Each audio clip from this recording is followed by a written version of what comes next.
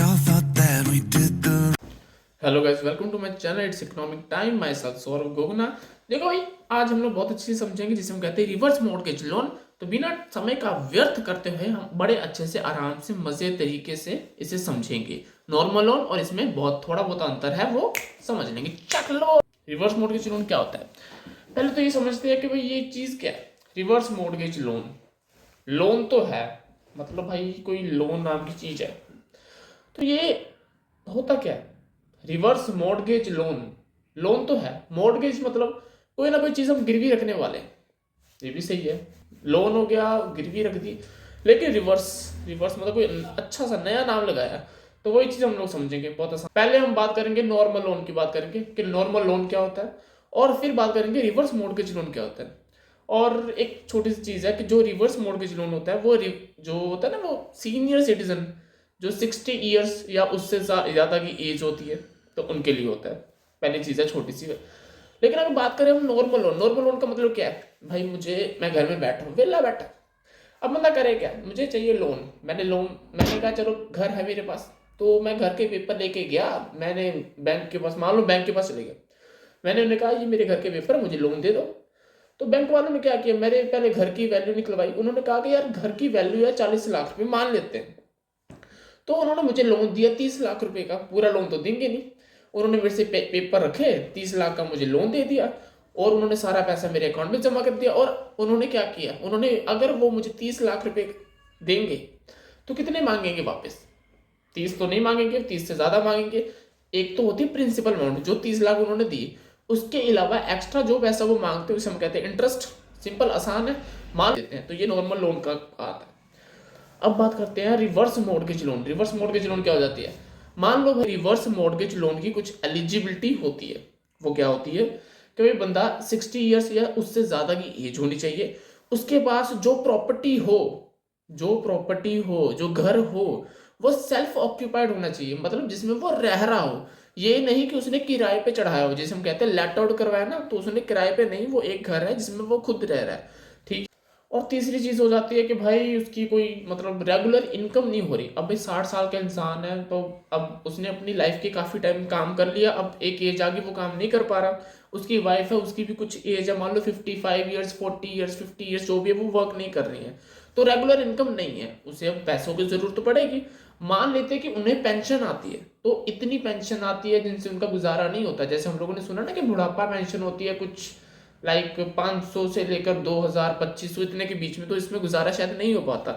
अब क्या होता है, जैसे कोई भी बुजुर्ग है, जो भी सीनियर सिटीजन है, वो क्या करेंगे, वो अपने घर के कागजात कहाँ पे लेके जाएंगे? वो लेके जाएंगे बैंक के पास। बैंक के पास ले जाए, अब बैंक को कहेंगे कि भाई हमें ना लोन चाहिए। पर ये तो नॉर्मल कंडीशन है। पहले भी बंदा क्या करता था कि अपने पेपर लेके जाता था बैंक के पास, वो लोन ले लेता था।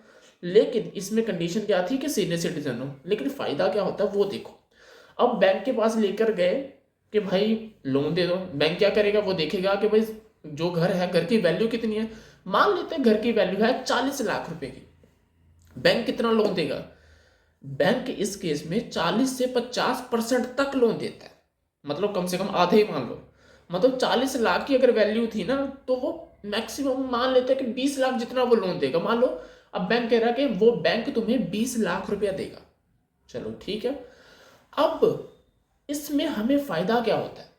जो बनता है ना सीनियर सिटीजन, उसे क्या करता है कि बैंक एक टाइम बांध लेता है। बैंक कहता है कि हम आपको 3 साल तक, तीन नहीं ज्यादा कर देते हैं, मान लो 10 साल तक, हम आपको 10 साल तक हर महीने पैसे आपके अकाउंट में ट्रांसफर करते रहेंगे।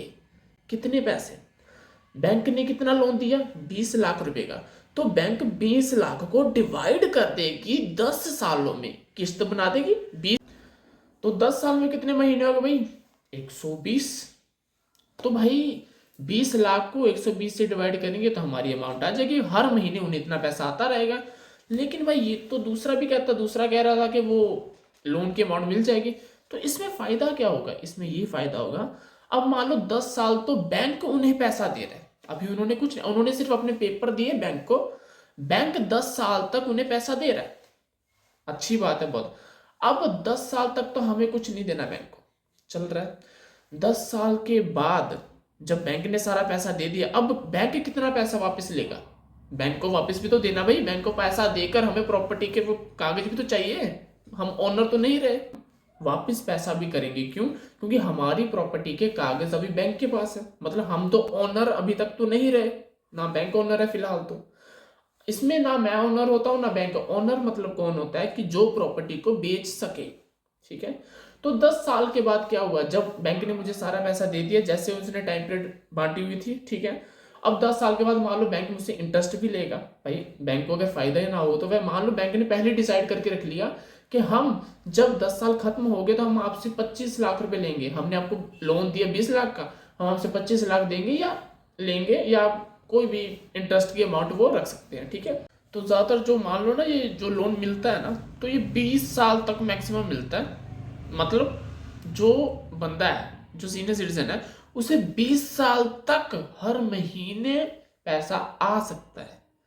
मैक्सिमम ये लिमिट होती है, बाकी बैंक के हिसाब से अलग भी हो सकती है, ठीक। और हम मान लेते हैं कि भाई जो इंटरेस्ट की अमाउंट है, एवरेज कह लो कि 10.5% से लेके 11.5% तक चलती है, ठीक है। नॉर्मल बात है, इतना तक इंटरेस्ट बैंक लेते हैं, ठीक है। अलग अलग बैंक का अलग अलग सिस्टम हो जाता है, ठीक है। और बैंक, अगर मान लो तुम्हें कोई इमरजेंसी है, तो बैंक अलग तुम्हें लमसम मतलब इकट्ठी अमाउंट भी दे सकता है लोन की, ठीक है। तो ये चीज़ होती है रिवर्स मॉर्गेज में। अब एक और चीज़ देखी जाती है, सिचुएशन क्या होती है 20 साल बाद, मतलब 10 साल जब खत्म हो गए, अब बैंक ने हमें सारा पैसा दे दिया जो उसने एग्री किया था, ठीक है। अब हम उससे पैसा वापस करने, मान लो कि इंटरेस्ट के साथ हमें उन्हें 25 लाख रुपए देना। अगर हम उन्हें 25 लाख रुपए दे देते हैं तो वो हमें प्रॉपर्टी के पेपर तो वापस कर देते हैं और बात खत्म हो जाती है, ठीक है। लेकिन मेन सिचुएशन कब आती है? जो इंसान 60 साल का है, वो अगर बीच में ही उनकी डेथ होगी, फिर अब मान लेते हैं एक इंसान है जिसने लोन लिया जो 60 ईयर्स का है, ठीक है, और उसकी वाइफ है मान लो 55 ईयर्स की है, ठीक है। बीच रात मतलब 10 साल से पहले ही, मान लो 5वें साल में जैसे ही एंटर हुआ, वो इंसान की डेथ होगी, लेकिन उसकी वाइफ अभी भी प्रेजेंट है, जिनकी एज मान लेते 55 ईयर्स की है। तो जो लोन की अमाउंट है वो उनकी वाइफ को मिलती रहेगी, ठीक है, अच्छी बात है, ठीक है। अब क्या हुआ कि साल खत्म, ये सिचुएशंस है समझना। अब 10 साल खत्म हो गए, लोन मिल गया सारा पैसा, साल के एंड में अब जो वाइफ थी उनके पास अब कोई पैसा बचा नहीं, वो बैंक को कह रही है कि मेरे पास तो कोई है नहीं पैसा, अब मैं तो आपको रिपे नहीं कर सकती। तो बैंक क्या करता है, बैंक प्रॉपर्टी को सेल कर देता है, ठीक है। मान लो प्रॉपर्टी को सेल किया, बैंक को हमसे कितने पैसे लेने थे? 25 लाख रुपया, ठीक है। बैंक ने लोन दिया था 20 लाख रुपए का, विद इंटरेस्ट बैंक चाहता है कि उसे 25 लाख तो मिलने ही चाहिए। बैंक ने अब क्या किया, एट द एंड जब उसे लेडी से पैसा नहीं मिला, तो बैंक ने कर दी प्रॉपर्टी को सेल, ठीक है। प्रॉपर्टी को सेल करने के बाद बैंक अपना पैसा रिकवर करती है, और उसके एक्स्ट्रा जितना भी बचता है वो उसके मतलब जो लेडी है उनको मिल जाता है, जो भी लीगल रिप्रेजेंटेटिव होता है उन्हें मिल जाता है। आसान है, अच्छी बात है। ये होता है पहला केस। दूसरा केस और भी अच्छा होता है। दूसरा केस क्या होता है, अच्छा नहीं कह सकते बट जनरली दूसरा केस क्या हो जाता है कि मान लो कि भाई 5 साल के बाद कोई एक्सीडेंट हुआ, हस्बैंड वाइफ दोनों की ही डेथ होगी, दोनों की डेथ होगी।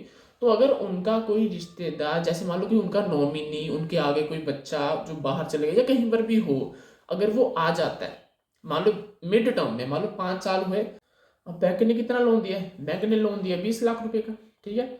अब क्या होगा, जब मान लो 5 साल खत्म होने के बाद दोनों मियाँ बीवी की डेथ होगी, ठीक है, तो बैंक क्या कहेगा उनके नॉमिनी से या उनके कोई लीगल हायर से, क्या कहेगा कि देखिए हमने जो हमारा क्लाइंट था उसे हमने 5 लाख रुपए तक दे दिए थे, 5 लाख तक दे दिए। अब कुछ लोग कहेंगे कि भाई लोन 20 लाख का था और 5 साल हो गए तो 5 लाख कैसा है, यही तो सिचुएशन है। आप लोग अमाउंट्स को अभी इतना मत गौर करो, सिर्फ एक चीज को गौर करो, जो होता है कि बैंक ने कितना पैसा दे दिया है, और अब बैंक जितना भी पैसा दे दिया है उसने, उसके ऊपर इंटरेस्ट मांगेगी। तो हम बात करेंगे 5 लाख से, कोई मतलब नहीं भी, लॉजिकली अब देखा जाए तो 10 लाख मान लेते, पहले हम 10 नहीं मानेंगे, हम 5 मानेंगे, 5 लाख मानेंगे तभी थोड़ा थोड़ा याद रहेगा, ठीक है। तो मान लेते भाई बैंक ने क्या कहा कि हमने 5 लाख रुपए दे दिया भाई, तुम्हारे जो रिश्तेदार जो भी है, सहयोगी जो भी थे, अब हमें जाओ तो भाई 5 लाख के ऊपर इंटरेस्ट दे दो, 5 लाख रुपया दो, 5 लाख के ऊपर इंटरेस्ट दो। हम आपको दे देंगे आपकी प्रॉपर्टी के पेपर वापस। लेकिन नहीं, अब आपके पास तो ऑप्शन एक है। अब आपके पास ऑप्शन क्या है? अब आप ये कह रहे हैं कि भाई जहाँ तो पैसा दे दूं मैं, पहला कंडीशन तो ठीक पैसा। अब आपने कहा कि मैंने पैसा नहीं देना, तो बैंक क्या करेगा? बैंक कहेगा ठीक है आप मत पैसा दीजिए। तो बैंक क्या करेगा? बैंक ने पैसा हमसे लेना, मान लो कि 5 लाख तो उसने लेना ही लेना, उसके साथ उसने 3 लाख उसका इंटरेस्ट बच गया, कुछ भी छोड़ो, 5 लाख और 3 लाख इंटरेस्ट, मतलब टोटल 8 लाख रुपए उसने लेना है। बैंक ने बेच दिया, बैंक ने घर बेच दिया। अब बैंक को कितना पैसा आया? बैंक के पास आया 20 लाख रुपया। बैंक के पास आया 20 लाख रुपया प्रॉपर्टी को सेल करने के बाद। एक्स्ट्रा कितना आया भाई? एक्स्ट्रा पैसा आया 12 लाख रुपया। वो लीगल हायर को दे देगा 12 लाख रुपए, मतलब जो एक्स्ट्रा पैसा होता है ना वो लीगल हायर को दे देगा। उसको कोई मतलब, उसको अपने पैसे से मतलब, अपना पैसा लिया, बाकी जो एक्स्ट्रा है उसने वापस कर दिया। This is situation. तो अब इसको ना एक छोटे से ब्रीफ में समझ लेते हैं क्या होता है रिवर्स मॉर्गेज लोन। क्या होता है कि जो सीनियर सिटीजन होते हैं 60 ईयर्स या 60 ईयर्स से ज़्यादा के होते हैं, ठीक है, उनके पास एक घर होता है। अगर वो घर सेल्फ ऑक्यूपाइड है, जो किराए, वो खुद ही रह रहे, किराए पे नहीं रखा हुआ उन्होंने, वो घर मतलब किराए पे किसी को नहीं दिया, प्लस उनकी कोई रेगुलर इनकम नहीं है, ये 3 कंडीशन होनी चाहिए फुलफिल। उसके अलावा वो क्या करेंगे? अपनी प्रॉपर्टी लेके जाएंगे बैंक के पास, बैंक को कहेंगे कि हमें तुम लोन दे दो। बैंक उसका 40 से 50% का लोन हमें, मतलब जो सीनियर सिटीजन होगा उसे दे देगी, ठीक है। अब जो भी लोन के अमाउंट है उसका कुछ टाइम पीरियड डिसाइड किया जाएगा, उस टाइम पीरियड में बैंक उतना पैसा देती रहेगी। जब टाइम पीरियड खत्म हो जाएगा तब एट द एंड बैंक को पैसा रिपे करना पड़ेगा इंटरेस्ट के साथ। अगर वो सीनियर सिटीजन रिपे कर देते हैं इंटरेस्ट के साथ, तो उन्हें उस प्रॉपर्टी के जो मॉर्गेज उन्होंने रखवाया था, गिरवी रखवाई थी, अपने घर के कागजात, वो वापस मिल जाएंगे। लेकिन अगर वो वापस पैसा कुछ नहीं देना चाहते तो बैंक के पास ये अथॉरिटी है कि वो उस प्रॉपर्टी को बेचकर अपना जो भी उनका पैसा बचता है वो खुद रख ले, और न तो जो भी उनका पैसा बनता है वो खुद के पास रख ले, और जो एक्स्ट्रा अमाउंट उन्हें मिलेगा वो उन सीनियर सिटीजन्स को मिल जाएगा, मतलब जिनसे उनका कॉन्ट्रैक्ट हुआ है, बस। तो ये सारा होता है रिवर्स मॉर्गेज का कॉन्सेप्ट। अगर और किसी कॉन्सेप्ट, अगर कोई चीज़ ना समझाए तो बिल्कुल बताए कमेंट में, और अगर मतलब कोई और कॉन्सेप्ट किसी चीज़ के रिगार्डिंग पूछना हो तो फाइनेंशियल्स के रिगार्डिंग कोई भी कॉन्सेप्ट आप लिख सकते हो। Thank you and have a nice day, enjoy करो, चैक करो।